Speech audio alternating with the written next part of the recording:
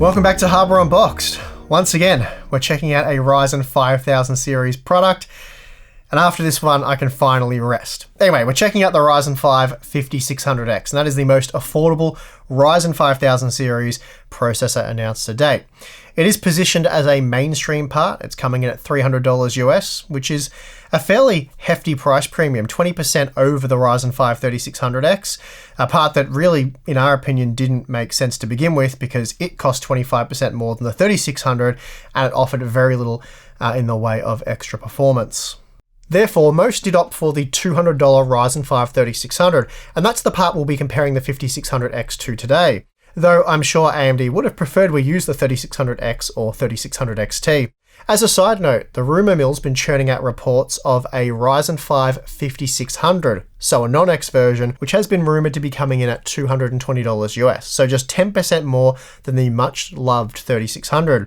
At this point in time, I can neither confirm nor deny that claim, but I sure as hell hope it's legit. Anyway, for now we've got the rather pricey 6-core 12-thread Ryzen 5 5600X to check out, and I'm very keen to see how it compares to not just the Ryzen 5 3600, but also the Core i5 10600K. Actually, additionally, I'm also very keen to see how it stacks up against the Ryzen 7 3700X, so lots of interesting comparisons to be made with this one. Just lastly, the 5600X features a single CCD with 6 cores enabled, and that means it's limited to a 32MB L3 cache, which is obviously still substantial compared to the Intel parts, but it's also half what you get with the 5900X, as that one packs 2 CCDs with 6 cores enabled in each. The 5600X features a 3.7 GHz base clock with a 4.6 GHz boost clock, so similar clock frequencies to that of the 8-core 5800X. Now it's time to test, and we'll re-evaluate the value of the 5600X towards the end of the review. For testing the AMD CPUs, the MSI X570 Godlike was used along with 4 8GB G-Skill Trident Z DDR4 3200CL14 memory modules for a 32GB capacity, and then cooling all test systems is the Corsair iCUE H150i Elite Caplix AIO. Finally, please note for all productivity testing we're using the GeForce RTX 2080 Ti, but for the gaming benchmarks I've gone back and updated all the numbers with the RTX 3090, and I've also added some new games in the process, so let's get into the graphs. Okay, starting with Cinebench's R20 multi-core test, we see that the Ryzen 5 5600X is good for 4,462 points, which makes it 19% faster than the 3600, and quite interestingly 24% faster than the Intel Core i5 10600K. So when compared to existing 6-core 12-thread processors, the performance uplift provided by the 5600X is substantial, so much so that we're very close to 8-core CPU territory. For example, the 5600X is just 9% slower than the Ryzen 7 3700X and 10% slower than the Core i7 10700K. That is a phenomenal result given it packs 25% fewer cores. Given the strong multi-core performance just seen, you won't be surprised to learn that the 5600X is very fast when it comes to single-core performance.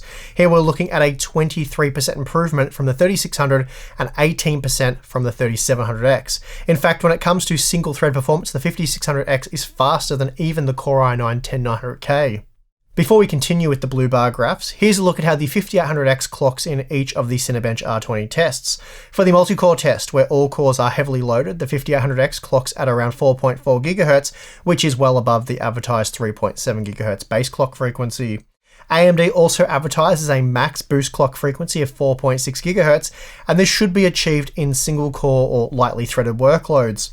In the Cinebench single-core test, the 5600X typically operated at 4.65 GHz, so that's 50 MHz over the advertised boost spec. Next up, we have the 7-zip compression performance, and here the 5600X was able to match the 3700X and 10700K, which is obviously an incredible result, and it means we're looking at a 30% performance uplift over the current 6-core 12-thread processors, such as the Ryzen 5 3600 and Core i5 10600K. Decompression performance was just as impressive really. Here the 5600X was just 7% slower than the 3700X, but 22% faster than the 3600 and a whopping 41% faster than the 10600K. The cryptographic performance of the 5600X is also very strong, beating even the 10900K for AES encryption/decryption. It was just 4% slower than the 3700X and 11% faster than the 3600, so another very impressive performance uplift. The improvements in Blender are pretty much what we've come to expect at this point. Here we're looking at a 19% performance uplift over the 3600, making the 5600X 15% slower than the 3700X, which is the biggest margin we've seen yet to the 8-core processor, but even so, it is a very impressive result given it features 25% fewer cores. Once again, we're seeing that the Zen 3 architecture is a beast when it comes to the V-Ray benchmark, as the 5600X comes in just behind the 3700X, losing by a mere 4% margin, and that meant it was 30% faster than the 3600 and 25% faster than the Core i5-10600K. The last rendering benchmark we're going to look at is Corona, and again we find more evidence that the 5600X destroys the 3600, this time blowing it out of the water by a 28% margin. That meant it was just 6% slower than the 3700X. In fact, here we're finding it situated between the 2nd and 3rd gen 8-core processors.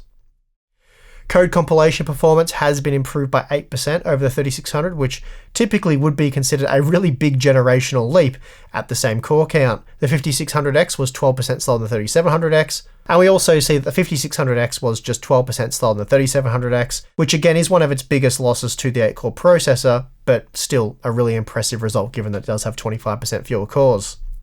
Here we're looking at a 6% performance improvement in DaVinci Resolve Studio 16, so not nearly as impressive as some of the other applications we've tested, but still better than the typical generation-on-generation improvement that we have seen from, say, Intel processors in the past, and it means that the 5600X was just 4% slower than the 3700X. The Premiere Pro results are slightly more favourable for the new 6-core Zen 3 processor, as here it was 10% faster than the 3600 and just 3% slower than the 3700X and 10700K. So here we are looking at comparable performance to existing 8-core AMD and Intel processors. As seen earlier in the single-core Cinebench R20 test, the single-thread performance for the Zen 3 processors has been massively improved, and here we're getting a look at just what that means for single-thread applications like Photoshop. Here the 5600X was 22% faster than the 3600 and 18% faster than the 3700X and 10600K, so that is a huge performance improvement. After Effects is another application that relies predominantly on single-core performance, and here we again see a solid performance uplift for the 5600X. It was 21% faster than the 3600 and 15% faster than the 3700X. It also easily beats Intel's Core i5-10600K and Core i7-10700K. Hell, it even beat the 10900K. As for power efficiency, like the rest of the Zen 3 range, the Ryzen 5 5600X is exceptionally good. We're looking at just a 7-watt increase from the 3600, which is incredible given that it was 19% faster in the Blender benchmark. It also reduced total system consumption by 14% when compared to the 3700X, though that is in line with the performance deficit to that part. Again, when compared to competing Intel parts such as the 10600K, we're looking at massively improved power efficiency. Okay, time for the game benchmarks, and please note we're using the GeForce RTX 3090 for all of this testing. Starting with Far Cry New Dawn, we see that the 5600X is 18% faster than the 3600 and 16% faster than the 3700X, so serious performance gains there over the previous gen parts. It was also 7% faster than the 10600K and offered better frame time performance. The 5600X also just edged out the 5950X and 5900X, as this title doesn't heavily utilize those parts, and the lower latency single CCD design is likely playing a role here, though we're only talking about a 1.5% difference. Still, overall exceptionally good performance from the 5600X in Far Cry New Dawn. Next up we have Tom Clancy's Rainbow Six Siege, and again we're finding comparable performance to that of the higher end Zen 3 parts. In fact, it's more than comparable, it's basically identical. That meant the 5600X was 22% faster than the 3600 and 19% faster than the 3700X, so huge generational performance gains there. The 5600X is also able to match the 5800X, 5900X, and 5950X in the new Watch Dogs Legion game, and that meant it was 23% faster than 3600 and 15% faster than 3700X. It also edged out the Core i5-10600K by a 5% margin, making it the fastest 6-core processor on the market, at least in this title. Moving on to F1 2020, here we're again finding very similar performance across the Zen 3 range. We're talking about up to a 3% difference between the 5600X and 5950X when looking at the 1% low results. So in other words, virtually identical performance, and that meant the 5600X was 9% faster than the 10600K, 20% faster than 3700X, and 28% faster than 3600. Here we're seeing for the first time the 5600X slipped behind the higher core count parts. That said, it wasn't that much slower in Horizon Zero Dawn, trailing the 5950X by up to 10% for the 1% low result and 4% on average. That said, the performance was comparable to the 10600K, and that meant it was 16% faster than 3700X and almost 30% faster than the 3600. As seen in previous Ryzen 5000 series reviews, the gains in Borderlands 3 are fairly small compared to most other titles. Here we're looking at a 7% performance improvement over the equivalent Zen 2 parts. Again, typically that would actually be considered a really good gen-on-gen improvement, but with gains often in the 20 to 30% range, this is rather weak by Zen 3 standards. Still, the 5600X was comparable to the 10600K. Death Stranding can take full advantage of higher core count parts such as the 5900X, though it does seem to max out with the 5900X as we're not seeing any performance improvement with the 5950X. As a result, the 5600X was 11% slower than the 5900X and 7% slower than the 5800X, though performance was comparable to the 10900K, or at least the average frame rate performance was. When compared to the 10600K, we're looking at a very solid 18% performance improvement and a whopping 23% over the 3700X. So here's an example of a core-heavy, CPU utilization-heavy game that still sees the 5600X obliterate the 3700X.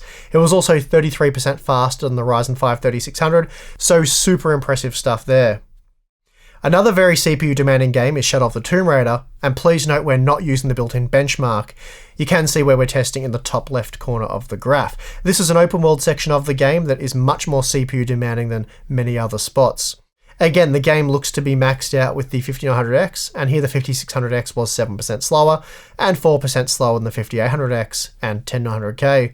That said, it was 5% faster than the 10700K, 20% faster than the 10600K, 23% faster than the 3700X, and 31% faster than the 3600. The Hitman 2 performance is interesting as it isn't a game that really benefited from more cores with Zen 2. Clearly memory and cache latency were the primary bottlenecks here, as we do see positive core scaling with the Intel processors and now the new Zen 3 processors. The 5600X was able to match the average frame rate of the 5800X, though it was 7% slower for the 1% low result. It also trailed the 5900X by 8% for the average frame rate and 13% for the 1% low. Still, when compared to the 10600K, it was 15% faster, and then a massive 26% faster than the 3700X and 32% faster than the 3600. Testing with Star Wars Squadrons shows around a 23% performance boost over the 6 and 8 core Zen 2 processors and a 16% boost over the 10600K, as the 5600X was comparable to the 10900K. That said, it was up to 13% slower than the 5900X when comparing the 1% low performance. Last up, we have Serious Sam 4, and this is an MPC heavy title which does benefit from more cores. In this case, the 5800X looks to be the sweet spot, as the 5600X was 16% slower. Still, frame time performance was strong, and I didn't see any stuttering issues with the 6-core processor. We're also talking about a 26% boost over the 3700X and 16% greater 1% low performance. Okay, so here's a look at the average CPU performance, and overall we're only seeing a very small performance decline when compared to the 5800X across the 11 games tested. But of course we just saw that the margin is very much game dependent. When compared to the 8-core 3700X, we're looking at a 19% performance boost on average and 24% over the 3600. So the 5600X is a much stronger gaming CPU. That said, it is well worth keeping in mind this testing was conducted at 1080p using a GeForce RTX 3090. Now obviously we do this as the focus here is on CPU performance, not GPU performance, but be aware this isn't necessarily typical gaming performance. Normally I think it's fair to say you'd be using something like an RTX 3090 at 1440p, if not 4K, and at 1440p you will be a lot more GPU limited, while at 4K you will be entirely GPU limited. So please don't go thinking an upgrade from the Ryzen 5 3600 to the 5600X will net you around 20% more performance in games. Chances are the gains will be a lot less than that. In the near future, I will provide some GPU scaling results with a range of GPUs, but for now we are looking more at CPU limited gaming performance. Getting back to the results, it's really impressive to see AMD now offering 11% more performance than Intel's best 6-core processor, the 10600K, and we'll look at the cost per frame data in a moment. Before that though, here are the OC results. When it comes to manual overclocking, we were able to push the 5600X to 4.6 GHz, and this boosted the Cinebench R20 multi-core performance by just 3%, so a fairly pointless overclock.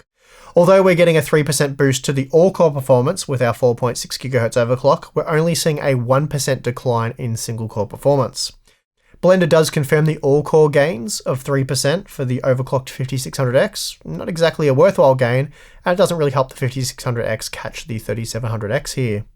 For that 3% performance boost, you're looking at a 4% increase in total system power usage, so hardly anything to worry about there. But here is why I don't recommend gamers bother with overclocking the 5600X. We end up reducing frame rate performance in Rainbow Six Siege by 4%. That said, as we've seen previously, it does help to improve performance ever so slightly in Far Cry New Dawn, though certainly not to a degree that anyone is going to notice. Here's a quick look at operating temperatures. The Ryzen 5 5600X is a very cool running CPU, peaking at just 63 degrees in our Blender stress test, which meant it was 10 degrees cooler than the 3600X, which is impressive given the similar voltage but almost 500 MHz increase in average clock speed. Okay, so here's a look at price versus performance using Cinebench R20's multi-core data. As you can see, the new inflated $300 US price of the 5600X isn't exactly great value in core-heavy workloads. While it does match the Ryzen 7 3700X in terms of value, it's also coming in at a 26% premium over the 3600, and that's not particularly great. Now, in order to match the value of the 3600, the 5600X would need to cost no more than $240 US. So here's to hoping the $220 non-X version of the 5600 ends up being a thing. Now, the reason the 5600X costs $300 US is because the Core i5-10600K, compared to Intel's competing part, the 5600X is 12% better value. And it's a similar situation when we look at the Premiere data. The 5600X stacks up pretty well overall, but it is still much worse value than the 3600, coming in at a massive 37% premium. You're also paying a 14% premium over the 3600 for gaming and Shadow of the Tomb Raider, though that's not a terrible premium given the performance improvement, and it's still better value than Intel's 10600K. That said, if we look at the 11 game sample, we see that in terms of value, the 5600X and 10600K are comparable, and overall the new 6-core Ryzen processor is fetching a 21% price premium when compared to the 3600, so that's not great news. Okay, so that's how the Ryzen 5 5600X performs, and I have to say, overall, very impressive stuff.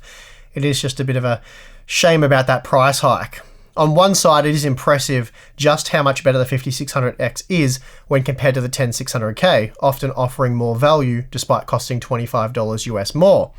On the other side though, it's far less impressive in terms of value when compared to the $200 Ryzen 5 3600, and while we did see a number of substantial performance improvements, I imagine a 50% price hike is going to be a tough pill to swallow. AMD's really competing with themselves at this point. If you want maximum value, then get the Ryzen 5 3600, but if you want maximum performance, then get the Ryzen 5 5600X, and that leaves no room for Intel's Core i5 10600K. It's worth pointing out though that the 3600 sold so well relative to the 10600K because of just how cheap it was, and while technically slower in games, as I've said countless times in the past and during the previous Ryzen 5000 series review, for the most part when gaming, you're going to be GPU bound anyway, and therefore the reality of the situation is the 3600 really isn't any slower than the 10600K for gaming.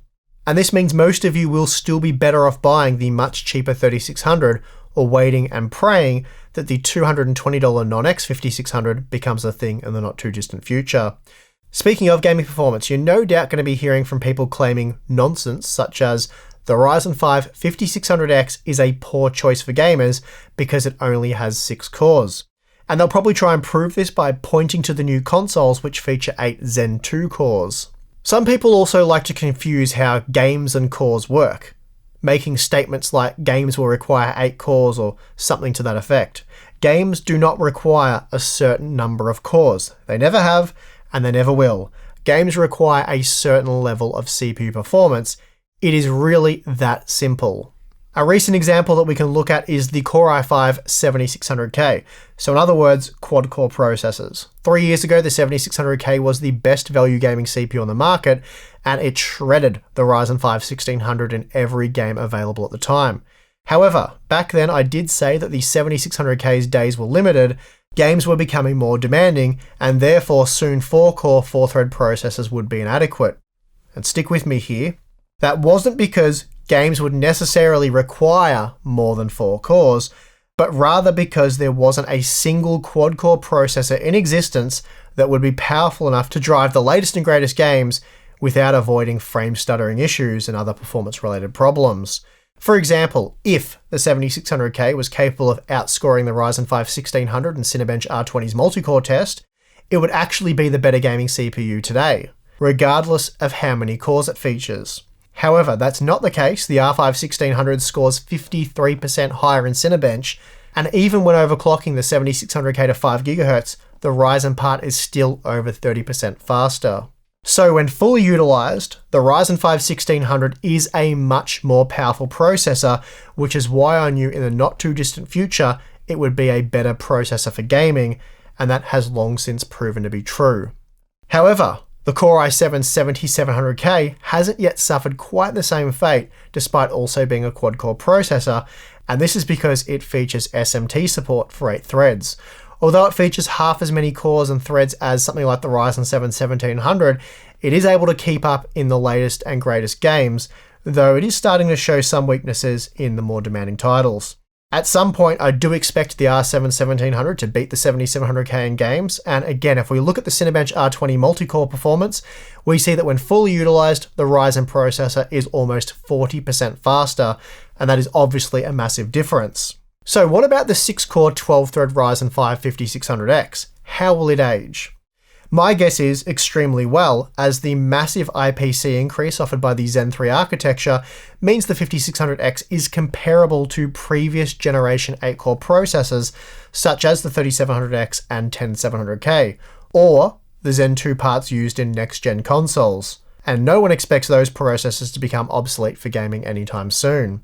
Again, looking at Cinebench R20 as a rough guide, we see that the 5600X's multi-core performance is just 9% lower than that of the 3700X and 10% lower than the 10700K, and that's really not a big difference. Also, I should note that you need to be a little bit cautious when using Cinebench as a guide to measure heavy CPU-utilized gaming performance. So I really am using it as a rough guide here for how CPUs might compare when fully utilized in games. Cinebench isn't particularly memory sensitive, so a CPU like the 5600X, which is much improved compared to the 3700X in terms of cache and memory latency, it will actually perform better in games under heavy load than the Cinebench R20 scores would suggest. So, the memory and cache latency improvements of the 5600X means that there's a good chance it will never end up being slower than the 3700X in games. Doesn't matter if you're talking average frame rate performance or frame time performance, it should be better by all metrics. So if you have the option of the 5600X or the 3700X at about $300 US, in my opinion, you should absolutely get the 5600X. It's a lot better in games right now, and I expect that to still be the case in a few years' time, and really I think it's likely going to be the case indefinitely. Or you could save your money and get the 3600, as it still gets pretty well the most out of high-end GPUs at 1440p, or you could also wait and hold out for what we think will be a Ryzen 5 5600. And that is going to do it for this one. If you liked the video, please do give it a like, because this has been a lot of work. Certainly not complaining, it's been a lot of fun as well, but yeah, I think the most sleep I've got in one night is about 4.5 hours this week, which is why both my eyes have gone bloodshot. See, I can't talk properly, words not well. So yeah, running out of steam at this point. What do I say at this point? So I think like, subscribe, because we do have even more Ryzen 5000 content coming on the channel. There'll be memory optimization guides, there will be a closer look at IPC performance, there will be a look at motherboard performance, probably some B550 testing. Of course, we will look at 400 series boards when they get BIOS support. There'll be GPU, CPU scaling type content. So it's going to be so much more content coming. And of course, we do have the new Radeon series as well. and there'll probably be some new NVIDIA GeForce GPUs in there, so lots more content coming, so make sure you are subscribed for that. Also, if you would like to join us over on Floatplane or Patreon, you can do that, because that will give you access to our exclusive live streams that Tim and I will be probably doing one very shortly, talking about all this sort of stuff. There'll be one later in the month. Q&As, exclusive Discord chat, so you can join the Hardware Unboxed community over on Discord. Tim and I are active there as well, so that's pretty cool. And then, yeah, Floatplane's a new thing, so if you're interested in that, I think I've already said check that out. As I said, I'm getting tired and repeating myself, but we do have some cool content over there as well, so whether you want to use Floatplane or Patreon, I'll leave that up to you. But I think at this point I should just say thank you very much for watching. I'm your host, Steve, and I'm going to get some sleep.